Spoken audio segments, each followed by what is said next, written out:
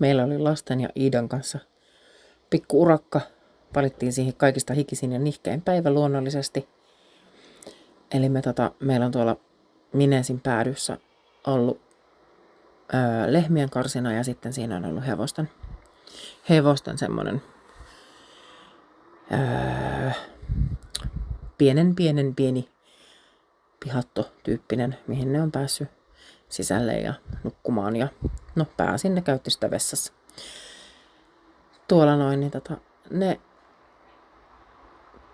purettiin sieltä kokonaan pois ja tyhjennettiin. Ja nyt toi koko alue tosta 200 neliötä on sitten niinku kokonaan Minesi-käytössä. Plus, että nyt se on kokonaan myös pihattokäytössä. Eli silloin kun käytetään Minesiä, niin vedetään vaan päätyovet ja sivuovi kiinni. Ja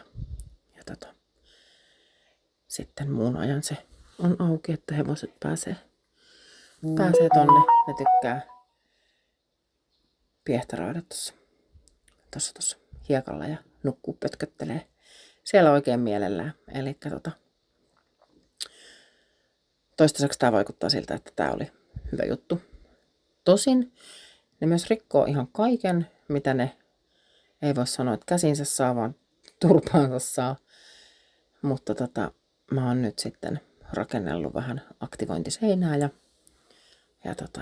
kaikkea pientä touhuu sinne, niin jos jäisi kiinteät osat rauhaan. Aika näyttää.